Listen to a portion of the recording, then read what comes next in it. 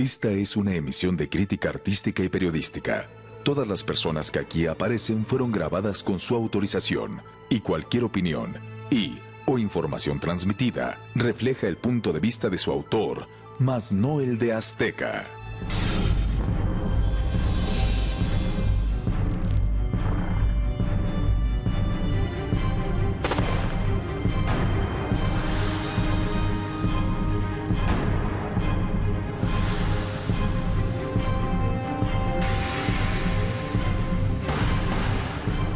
Salvador Cabañas está herido. La bala que lo lesionó quedó alojada en su cabeza. Lo están operando en este preciso momento. Los familiares y los amigos se encuentran aquí en el hospital de La Expectativa. La madrugada del 25 de enero de 2010, un atentado en México impactó al mundo futbolístico. Que ahí me tenía apuntado, que ahí me tenía apuntado hasta que disparó. Yo escucho la voz de JJ que dice: soy el que te va a dar en la mano. ¿Quién le dio ese balazo? Contador. ¿Usted lo vio? Yo lo vi. Pero la tragedia impulsó una investigación marcada por irregularidades, testimonios contradictorios y una fuerte presión pública. Un linchamiento mediático sin precedentes. A través de la pantalla Encontré las fotos del cobarde del JJ con el dueño y el gerente del bar. Loret de Mola sacó una foto diciendo que yo era el JJ. A casi 2 años de la agresión que puso fin a la carrera de Cabañas, se descubren los mitos de esta tragedia. Él llegó consciente, estuvo hablando conmigo. No se acuerda de nada. Siempre me acordaba, eso no se me borró de la mente. Testimonios, documentos e imágenes descubren una trama llena de intrigas, intereses económicos y abuso de poder. A mí me acusan de una tentativa de homicidio en grado de complicidad. Sacan a Cabañas en contra de su voluntad de México. Dejó de ser para Televisa una víctima a la que había que apoyarse 100%. Y sus protagonistas dan cuenta del mayor secreto del caso Cabañas. Él no estaba en condiciones de declarar. Lo declaran en los tribunales como incapacitado mental. Pedimos en múltiples ocasiones que compareciera él. No hemos visto ninguna radiografía que hable de ninguna bala. A casi 2 años del atentado que sepultó la carrera de Salvador Cabañas e impactó al mundo futbolístico, sus protagonistas descubren los mitos, irregularidades, inconsistencias que prevalecen en la agresión, proceso e investigaciones de un caso cuya trama ha resultado un drama de poder, abuso, dinero e intrigas. Soy Atala Sarmiento y esta es la historia detrás del mito de El Caso Cabañas. Bienvenidos.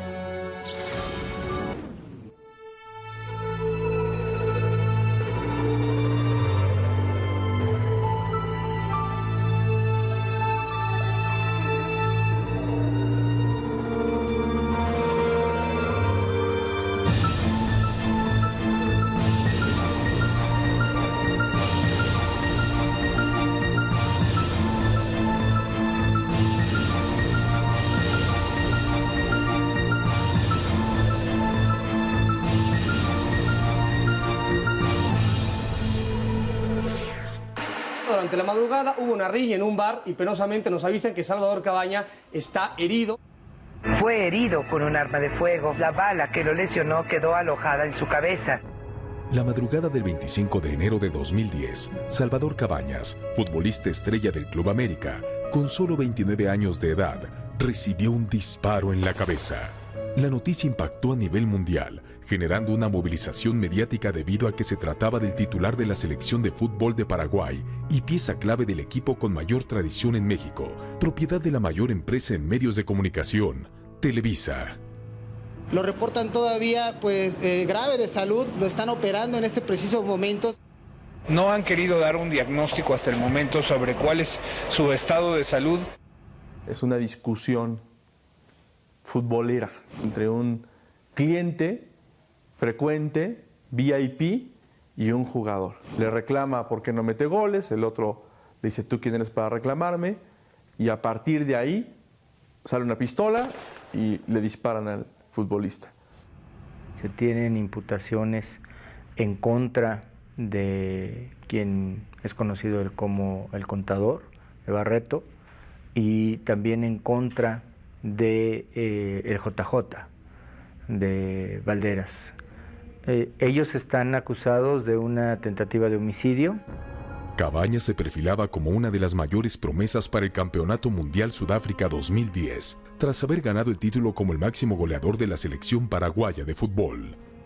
Es una tragedia lo que le pasó, estaba en su mejor momento y tenía su mundial. Se truncó una carrera brillante.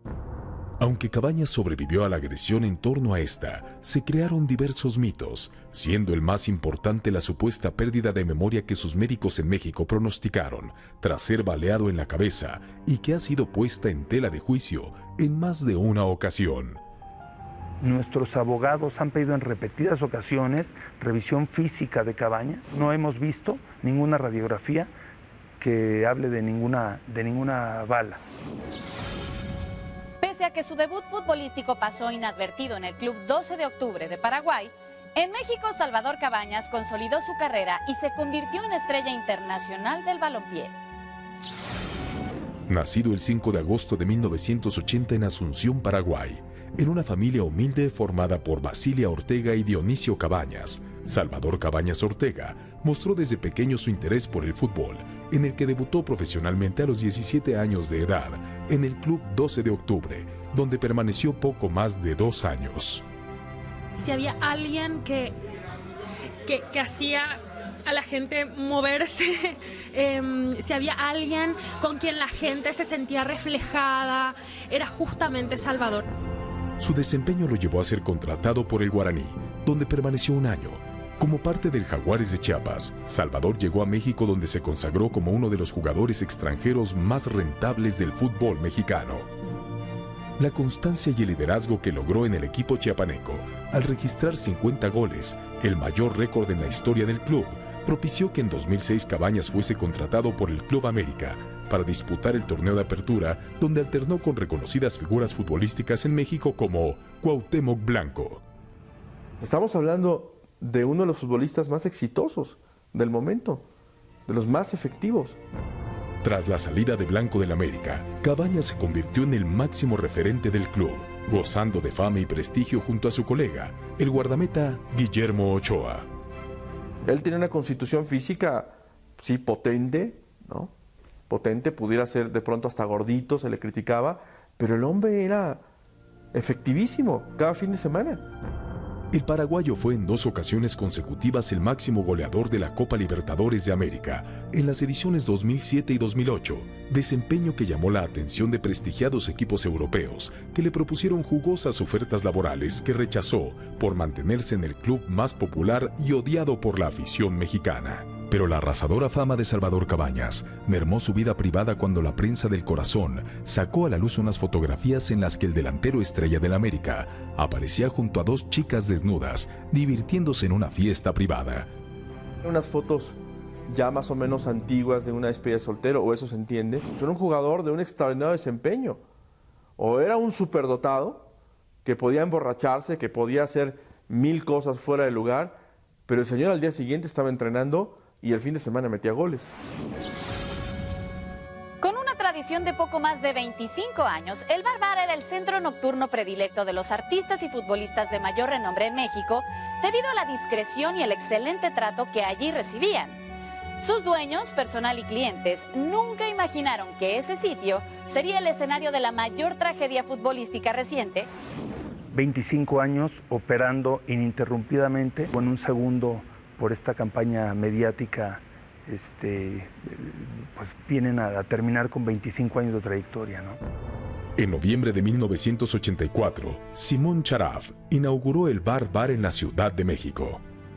Que el lugar era frecuentado por personalidades del más alto nivel, tanto de México como del extranjero, de todos los ámbitos. Fue en el Bar Bar donde Charaf conoció a Lupita Jones, ex Miss Universo y directora nacional del concurso Nuestra Belleza México 1994. La pareja se casó, generándose así una relación laboral con el Grupo Televisa, empresa con la que Charaf se asoció para la promoción y comercialización del certamen Señorita México. Paralelamente, en 1999, Charaf fundó la empresa denominada Imagen y Talento Internacional SADCB, con el objetivo de encargarse de la promoción y representación de personalidades para campañas publicitarias y proyectos comerciales. Una empresa donde artistas o gente con una imagen pública pudiera tener un representante para todos aquellos que los contraten, ya sean pues para hacer anuncios en televisión, para hablar a nombre de algún gobierno del estado, para ser contratados a dar conferencias, lo que se le llama un agente, un representante. La firma rápidamente se posicionó en el mercado y a solo 3 años de su creación, consiguió más de 100 contratos de exclusividad con las figuras más importantes de México. Contratos que no pertenecían a Televisa, consorcio que le ofreció a Simón asociarse al enterarse que una importante televisora extranjera le había propuesto la compra de su empresa. Esta empresa, que durante unos años fue o se manejó de manera independiente, le interesó a Televisa en el 2005. ¿Por qué en el 2005? Porque en esas fechas se estaba dando la discusión sobre la posible llegada de Telemundo a México a formar la tercera cadena. Y a Televisa no le interesaba que la gente que estaba representada en Imagen y Talento, que era más de 100 según Simón Charaf, pues pudiera también tener un contrato con Telemundo. La única empresa de Televisa que puede representar a su talento artístico para fines comerciales es ITI, es la empresa en la que somos socios Televisa y yo. De acuerdo a documentos proporcionados por Simón Charaf a esta emisión, el 13 de diciembre de 2004, el empresario e importantes accionistas de Grupo Televisa firmaron el convenio mediante el cual la empresa Imagen y Talento Internacional, propiedad de Charaf, manejaría exclusivamente la representación y contratación de todas las figuras artísticas con quien Televisa hubiese celebrado un contrato de exclusividad relacionado con campañas publicitarias, proyectos comerciales, relaciones públicas, conducciones, firmas de autógrafos, apariciones personales y conferencias. En los documentos propiedad de Charaf se pueden leer los memorándums fechados el 10 de julio de 2006 y el 4 de diciembre de 2008, en los que Televisa informó a sus artistas, deportistas y conductores la prohibición de realizar contrataciones particulares, así como la explotación de su imagen y o servicios sin la intervención de la empresa Imagen y Talento Internacional. Según los propios registros públicos de la propiedad que yo publiqué y que se han ventilado y que Televisa no ha desmentido. De una u otra manera, Imagen y Talento era un broker. ¿Qué es un broker? Es un intermediario, es una empresa que te sirve de intermediario y que no es una filial de Televisa al 100%, pero sí es una empresa relacionada con Televisa. A mediados de diciembre de 2009, Charaf recibió esta respuesta, emprendiendo así un juicio civil contra la televisora, intensificándose la situación entre ambos. Televisa ha venido incumpliendo en repetidas ocasiones con una serie de cláusulas en los contratos y convenios de accionistas, y bueno, ya había graves diferencias por tantos incumplimientos. Simón Charaf argumenta que desde que empiezan muchos de los negocios o de las representaciones de artistas con los gobiernos de los estados donde salen actores de Televisa, la empresa televisiva no le pasa o no le paga a Charaf la parte correspondiente al uso de esos representantes. Pero la relación contractual generó descontentos. Lo que recibí fue una oferta ridícula por ese 49%. Me dicen que en caso de que yo ofrezca ese paquete accionario a cualquier tercero, me meterían en graves problemas legales y amenazándome que tenía que someterme a su oferta, lo cual no hice. Desde el principio resultó fuera de proporciones la cobertura tan amplia, tan excesiva. La madrugada del 25 de enero de 2010, Salvador Cabañas, acompañado por su esposa María Alonso Mena y su cuñado, Amancio Rojas Fernández, acudió a divertirse al Bar Bar. Es una noche como todas las del Bar Bar, divertida, sin ningún percance. La presencia del delantero americanista no representó mayor novedad. Al igual que otros deportistas, asistía al club nocturno con regularidad. Y era un cliente pues, regular dentro del bar. Hicimos amigos de él y se iba con su esposa o con amigos. Durante sus visitas, el deportista siempre se mostró amable con el personal y la clientela. Esa noche, José Jorge Valderas Garza, apodado como el JJ, y quien se ostentaba empresario de transporte, también asistió al club nocturno, acompañado por José Francisco Barreto García, alias El Contador. Él nos platicaba que era el contador de su empresa, ¿no? Hasta ahí. Nunca tuve más allá de una plática íntima con JJ. José Jorge Valderas Garza también era cliente frecuente del bar, al que acudió algunas veces acompañado de la ex Big Brother Silvia Irabien, popularmente conocida como La Chiva, con quien sostuvo una relación sentimental de 5 años y procreó una hija. Sí, también era frecuente, a lo mejor 2-3 veces al mes asistía al JJ. Frecuentábamos mucho el bar, estábamos ahí todos los fines de semana y pues no, nunca vi que tuviera algún problema. Cuando llega el JJ como cliente al bar, es precisamente con ella, ¿no? Cuando los ubico ya como cliente y ellos como pareja. El JJ era una persona que acudía con regularidad, más lo quiero dejar muy claro, no era ni el mejor cliente, ni en frecuencia, ni en consumo. Aunque el talento artístico de Televisa era cliente asiduo al bar, no gozaba de ningún tipo de privilegio. Las concesiones no eran más que pues, el recibirlos, atenderlos y pues no, a todos se le trataba por igual. El Bar contaba con un permiso para funcionar como club privado y permanecía abierto las 24 horas, los 7 días de la semana. Tras la agresión contra Salvador Cabañas, el lugar fue clausurado, afectando alrededor de 100 familias que dependían económicamente del establecimiento. A la fecha, su dueño ha enfrentado 21 juicios administrativos. Todos han sido apelados y continúa un juicio penal, cuya resolución se espera el próximo año. La noche del sábado 23 de enero de 2010, Salvador Cabañas jugó su último partido profesional como parte del Club América. Enfrentó al equipo Monarcas en el Estadio Morelos, en la ciudad de Morelia, Michoacán. Corría el minuto 90 de aquel encuentro deportivo cuando el futbolista paraguayo cayó sobre el terreno de juego tras recibir una agresión por parte de la afición. 24 horas después, un disparo terminó con su carrera futbolística. A las 01:27 de la mañana, hora local de la Ciudad de México, Salvador Cabañas, su esposa María Alonso Mena y su cuñado, Amancio Rojas Fernández, llegaron al Bar. Minutos después y antes de que el futbolista ingresara al club, de este vehículo, escoltado por varias personas, descendió José Jorge Valderas Garza, alias el JJ, acompañado de José Francisco Barreto, el Contador, presencia que llamó la atención del deportista, quien giró la cabeza para verlo.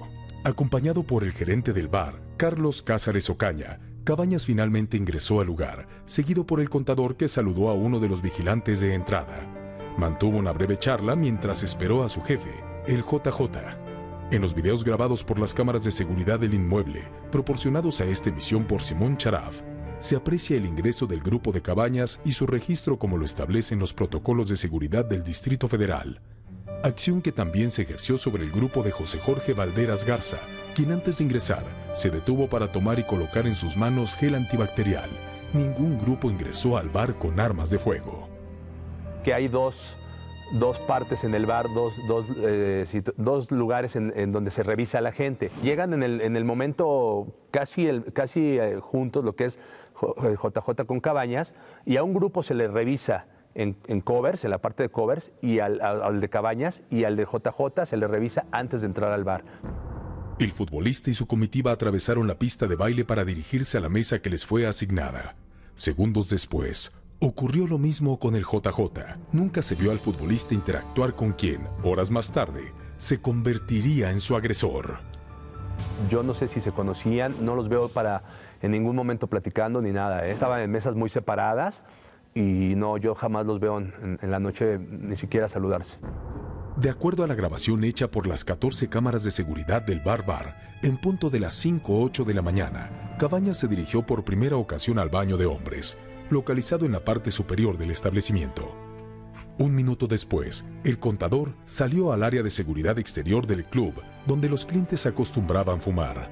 2 minutos más tarde, el contador se comunicó a través de un radio con un miembro de la escolta del JJ y sin salir de la cadena del bar, esperó a su subordinado, quien en punto de las 5:12 de la mañana llegó a la cadena del club. Ambos se fundieron en un abrazo por más de 40 segundos. Aparentemente, fue ahí cuando el contador recibió el arma con la que Salvador Cabañas fue herido de muerte. El arma entra de manera encubierta, más o menos 8 o 10 minutos antes de la agresión. Con el arma de fuego en su poder, el contador regresó a la mesa en la que se encontraba José Jorge Valderas Garza, quien a las 5:14 de la madrugada se dirigió al baño de hombres, seguido por su custodio. 2 minutos después de ingresar al sanitario, el contador salió y permaneció en la puerta, donde sostuvo una conversación con una mujer de origen cubano, identificada como Diana Hernández, bailarina nudista a la que él y su jefe conocieron esa noche en el club. Minutos después, Salvador Cabañas nuevamente se dirigió al sanitario. Ingresó con una copa en la mano a las 5:18 horas. Segundos después, el futbolista recibió un balazo en la cabeza por parte del JJ, quien salió del baño y en solo 20 segundos abandonó el club, acompañado por el contador. El agresor y su acompañante ya están en la calle, ya están en franca huida, y bueno, vemos cómo son alrededor de 20 metros de la puerta del baño a la salida. Más o menos a eso de las 5:20 de la mañana, ya a punto de cerrar el lugar, recibo una llamada por el intercomunicador, por el radio, en donde me avisan que hay un herido en el baño. Al llegar al baño, Carlos encontró a Cabañas tirado en el piso pero consciente. El testimonio del gerente echa por tierra el primer gran mito que se creó respecto a la tragedia, en la que se afirmó que tras recibir el balazo, el paraguayo había perdido la razón. Realmente sí estaba consciente. Lo primero que hicimos nosotros es verificar que Salvador Cabañas estuviera con vida. Hablo a la patrulla, hablo a la policía y hablo también a la ambulancia para pues, que obviamente vinieran a hacer sus labores. Salvador Cabañas estuvo consciente en todo momento. Él llegó consciente, estuvo hablando conmigo, sabía dónde estaba, sabía qué fecha era, su nombre, su fecha de nacimiento, entonces no, eso es mentira. Nadie sabía cómo ni por qué el futbolista había sido herido. Cuando yo llego precisamente a la escena, ahí al baño, la persona del baño está en shock. No me avisa ni siquiera, o sea, quién es el agresor, el nombre del agresor, ni de qué forma lo hace, ¿no? Dice, parece que es un balazo, o sea, no me da la explicación exacta, ¿no? Nadie se da cuenta de esta situación y bueno, esto permite a los agresores huir. Fue Carlos Cázares quien informó a la esposa de Cabañas su situación. Desde el primer momento se le informa, la esposa de Salvador Cabañas checa a su marido y obviamente también estamos viendo ahí en los videos cómo entra y sale del baño, hace llamadas. Entonces la señora estuvo en todo momento informada de que Salvador Cabañas estaba herido dentro del baño. Paralelamente, Carlos Cázares notificó y solicitó unidades a las autoridades de seguridad pública del Distrito Federal y los servicios médicos para salvaguardar la vida del futbolista. Las patrullas llegan a los 3 minutos y a los 14 minutos es cuando llega la ambulancia. La ambulancia con los paramédicos, que obviamente pues también se les indica, se les explica de la situación de lo que había pasado minutos antes, y en ese momento, bueno, también ellos ya se abocan a estabilizar a Salvador Cabañas.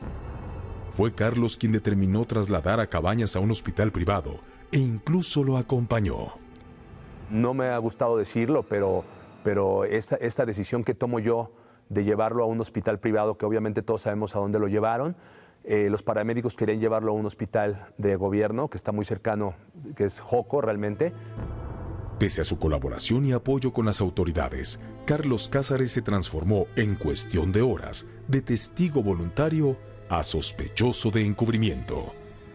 Desde que ingreso al Ministerio Público yo ya estoy custodiado todo el tiempo por una persona de judiciales, ¿no? En este caso, bueno, jamás nos informan cuál es la situación jurídica, si estás como testigo, si estás como detenido.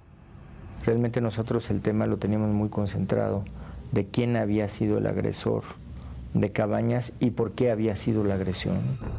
Pero la Procuraduría General de Justicia del Distrito Federal hizo declarar a 17 empleados del Bar, resultando 7 de ellos acusados de coparticipación en la tentativa de homicidio calificado en agravio del jugador del América, delito que surgió por las inconsistencias que, aparentemente, manifestaron en sus declaraciones. No podíamos estar más que 72 horas como testigos. Tras permanecer 30 días privados de su libertad en el Centro de Arraigos de la Procuraduría General de Justicia del Distrito Federal por su presunto encubrimiento en la agresión cometida contra Salvador Cabañas, los capitanes de meseros Farid Div Cabrera e Yosvani Díaz, así como los cadeneros Edgar López Luna y Edilberto González Vargas, además del vigilante Enrique Chichitl García y Javier Ibarra Coronel, encargados de la limpieza del baño de hombres del Bar, fueron puestos en libertad tras pagar una fianza de 50,000 pesos cada uno. Sin embargo, Carlos Cázares, gerente del centro nocturno, fue acusado de complicidad en tentativa de homicidio, delito considerado grave, y que a diferencia del encubrimiento, no alcanzaba libertad bajo caución. A mí me acusan de una tentativa de homicidio en grado de complicidad. A mí me decían que yo había planeado esta situación. Nosotros teníamos la suficiente evidencia para ejercitar acción penal. Lo que se imputó fue que él sabía que entraban armados y que básicamente ya no lo revisaban, que era del conocimiento que estaban armados.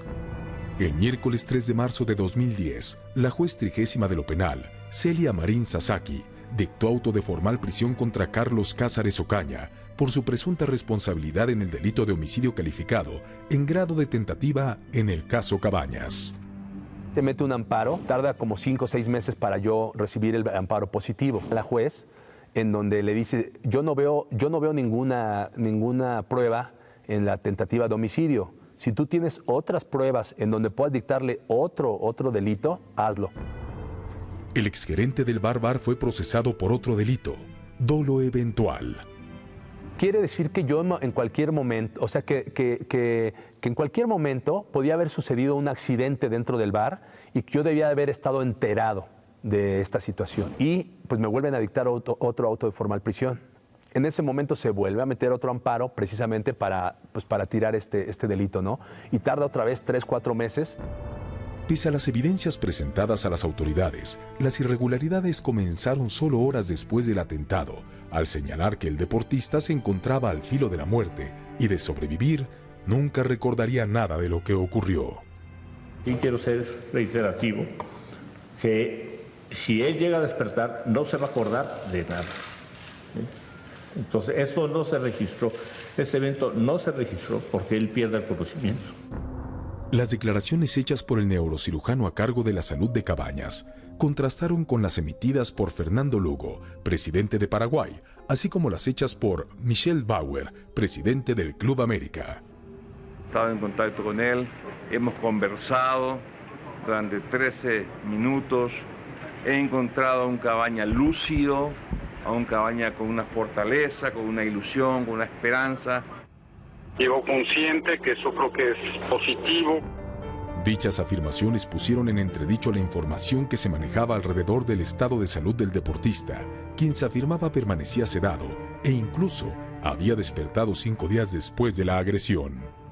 Los médicos legistas y todos se han convencido de que a pesar de que les contesta y hace todo, no se acuerdan de nada, ni pregunta qué le pasó. Primero, a entrevista que le hacen a Michel Bauer, él dice está consciente, llegó consciente, todo está bien. Pudo contestar por sí mismo las preguntas que le hicieron en el hospital. Y bueno, empieza una versión ya completamente distinta y ya llena de calumnias. Aquellos que reciben un balazo en la cabeza tienen consecuencias letales en un 80% debido a la hemorragia y o edema cerebral generado en el cráneo, lo que produce un deterioro neurológico progresivo que conlleva a la pérdida de funciones vitales del organismo. Salvador Cabañas fue un caso extraordinario, debido a la prontitud con la que fue atendido. Tras permanecer 36 días hospitalizado, Salvador Cabañas abandonó abruptamente México y fue trasladado a Buenos Aires, Argentina. donde en solo 2 meses se rehabilitó recuperando incluso la memoria, dando a conocer detalles de la agresión que en México sus médicos aseguraron nunca podría recordar. Cabañas mencionaba eventos, sabía que había estado en un lugar como era el Bar, recordaba el nombre del Bar, recordaba que había tenido un evento violento, pero no tenía claras las circunstancias de tiempo, no estaba en condiciones de declarar. Los 2 o 3 días que está fuera de México, estas imágenes que pudimos obtener de Brasil, insisto, no de México, de Brasil, cómo este medio nos enseña un Cabañas completamente distinto. Desde el momento en que la agresión de Salvador Cabañas fue difundida a través de los medios de comunicación en México, se acrecentaron los mitos. Empiezan a distorsionar toda la información. Lo que se dio a conocer eran los momentos claves. No era el material íntegro, porque el material íntegro hubieran sido horas y horas desde la llegada hasta el desenlace de los hechos.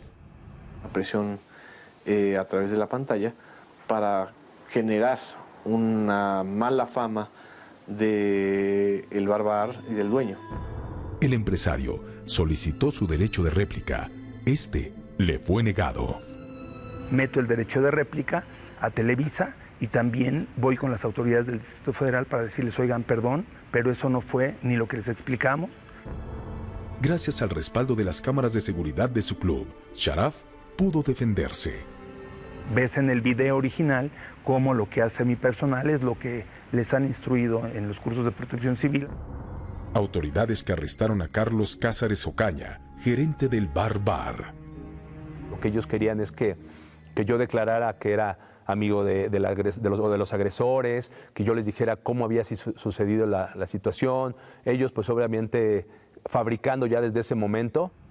A Carlos Cázares, al gerente, lo consignan por homicidio en grado de tentativa, en homicidio calificado en su fase de tentativa. Y en esa situación es detenido, es arraigado, es consignado y permanece muchísimo tiempo preso injustamente. Esto tal vez también haya molestado a los dueños del establecimiento, pero lo que es una realidad es de que ahí se cometió un delito. Otro mito que se volvió una verdad falsa en esta tragedia fue la versión en torno a que se prohibió a la esposa de Salvador entrar al baño donde fue herido. La señora se le explicó desde el primer momento que Salvador estaba ahí en una situación de esta. Ella lo primero que me dice también es, no le vayas a llamar a los medios, que esto no se haga grande. Las versiones periodísticas difundidas tras la tragedia incluso aseguraron que el personal del Bar facilitó al agresor de Cabañas su huida, al abandonar el lugar sin pagar un consumo que supuestamente superaba los 15,000 pesos. Quedaron muchas cuentas sin cobrar, entre ellas pues la del JJ, la de Salvador Cabañas y algunas otras cuentas más. Pero las confusiones continuaron cuando se dio a conocer la identidad del presunto JJ. Encontré las fotos del cobarde del JJ con el dueño y el gerente del bar. Loret de Mola sacó una foto diciendo que yo era el JJ, una foto que teníamos, como amigos que somos, en el palco del Bar. Simón, Charlie y 2 personas más que nos acompañaban ahí, y pues dijo que yo era el JJ. Pero el presunto JJ no fue más que parte de otro mito, al demostrarse que en realidad se trataba de Iván Puentes, amigo de Simón Sharaf e hijo del ex-manager y esposo de la cantante infantil Tatiana, Andrés Puentes. Iván Fuentes se comunicó a Televisa para pedir que sus espacios rectificaran la información sobre su identidad.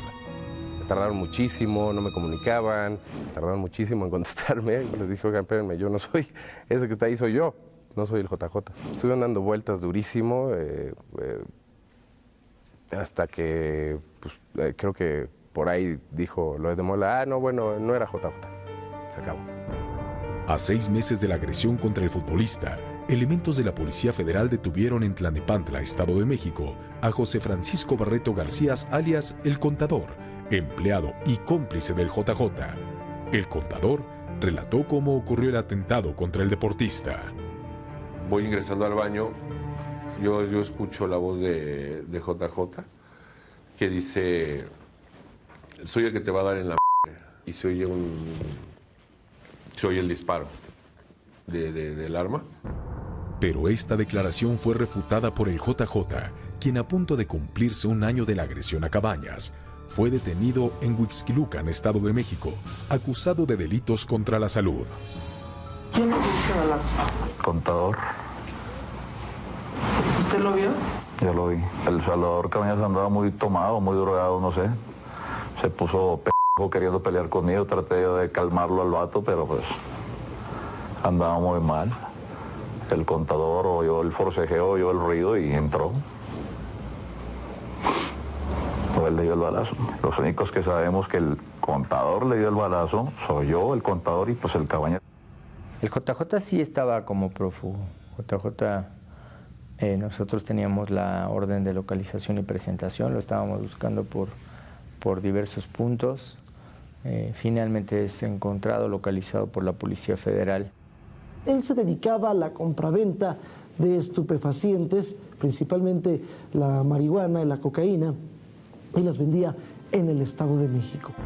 En Paraguay, Salvador Cabañas echó por la borda las declaraciones hechas en México de los médicos, directivos del Club América y noticiarios de Televisa. Apareció en la televisión de ese país y narró lo que ocurrió, asegurando que gozaba de un óptimo estado de salud. Estuve un rato ahí en el baño y después ahí ya me tenía, ya me decía muchas cosas, empezó a hablar de muchas cosas y me dijo, tú tienes miedo, pero te digo la verdad, no tengo miedo, le decía yo. Y ahí me tenía apuntado hasta que disparó. Al tiempo se filtra esta declaración de propio Cabañas, donde él te dice con su propia voz e imagen, yo siempre me acordé de todo desde el principio.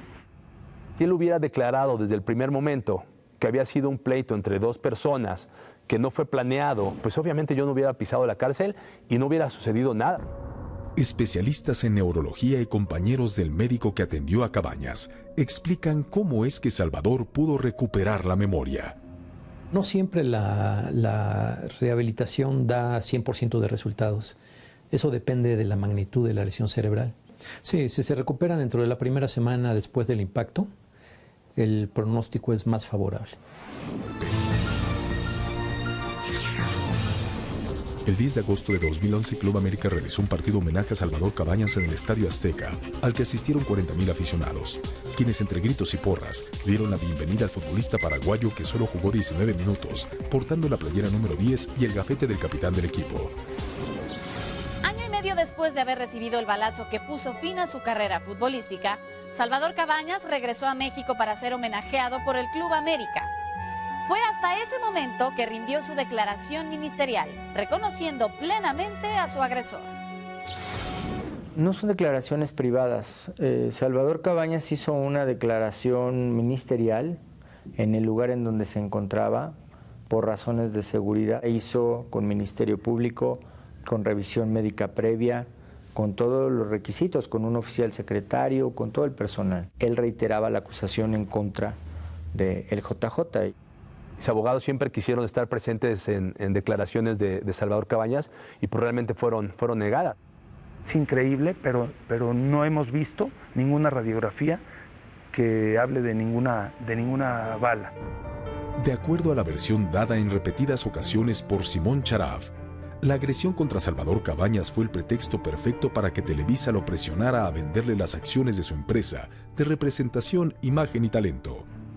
Con esa amenaza de que si no me sometía a sus peticiones de soltar mi 49% de la empresa, continuarían los ataques hasta las últimas consecuencias.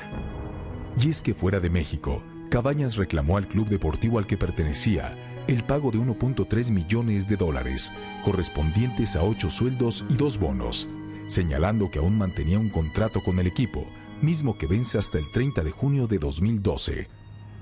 Sí, así es, y bueno, nuestros abogados están a cargo y bueno, ellos ya dirán cómo va el proceso, entonces yo no me meto mucho en eso.